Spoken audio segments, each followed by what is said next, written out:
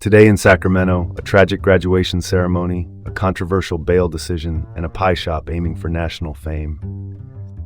I'm Dean Bark. Welcome to the City Report with Dean Bark in Sacramento. Let's open with the big one. Tragic shooting at Bay Area graduation. 1 dead, 3 injured. In Fairfield, the Solano County city between San Francisco and Sacramento, a shooting erupted in the parking lot after the Sem Yeto Continuation High School graduation.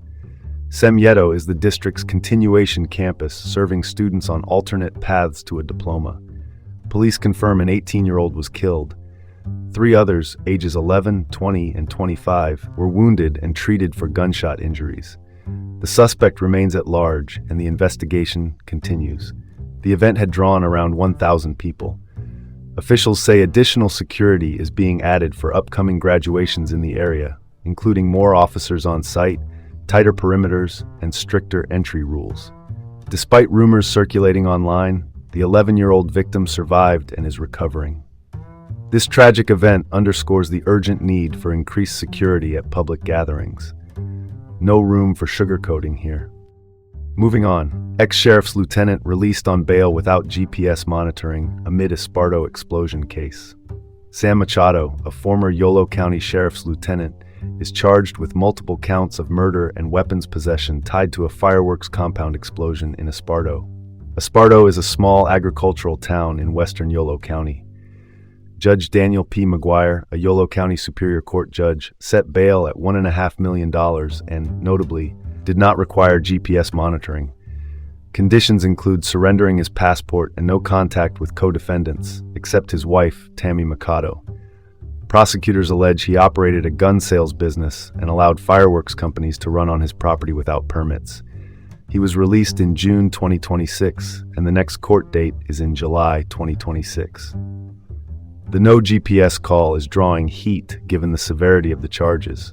Well, that's one way to look at flight risk. Personal view here, releasing a high-risk defendant without GPS monitoring is a gamble that could carry serious implications. Let's pivot to the next story. Drug kingpin from Mexico arrested in Sacramento for massive meth and heroin operation. Federal prosecutors say Hugo Alberto Herrera Rodriguez, 41, alleged leader of a Mexico-based trafficking organization, faces multiple counts tied to methamphetamine and heroin distribution and money laundering across Northern California. He was indicted in June 2024 and arrested in June 2026 in Grass Valley, a Nevada County city in the Sierra foothills north of Sacramento. The indictment was unsealed in June 2026. Authorities allege the operation moved narcotics through several counties, then trafficked proceeds back to Mexico. The case is part of the Homeland Security Task Force, the multi-agency effort aimed at dismantling transnational criminal organizations. If convicted on the meth distribution charges, he faces a maximum life sentence and multi-million-dollar fines. Let's cut to the chase. This arrest is a crucial step toward dismantling a network that's been hitting our region hard. Shifting gears. Davis School renamed amidst Cesar Chavez legacy controversy. The Davis Joint Unified School District, which serves the city of Davis just west of Sacramento, voted to rename Cesar Chavez Elementary to Monarca Elementary. The change follows public allegations of sexual abuse against labor leader Cesar Chavez, allegations that prompted a reevaluation of the school's name. Monarca, inspired by the monarch butterfly, was selected for its symbolism of resilience and transformation, and for reflecting the school's multicultural identity. A district naming committee formed in April 2026 reviewed community input and 281 suggestions before recommending Monarca, and the board approved the change in June 2026. Not everyone agreed with the pace. Some parents argued the timeline moved too fast. Personal take: renaming the school is a measured step toward aligning public institutions with current community values. Now that's worth discussing. And now for something completely different.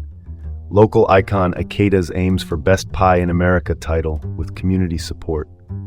Akeda's California Country Market, the longtime pie shop and fruit stand with locations in Auburn and Davis. Auburn is the Placer County stop along I-80, and the shop has been nominated in USA Today's 10 Best Readers' Choice Awards, a national reader-voted list. Founded in 1950 by Sam Akita as a fruit stand, the shop now bakes around 20 pie varieties with plenty of local fruit. The Marionberry pie even drew an endorsement from Oprah Winfrey, the media entrepreneur and television host.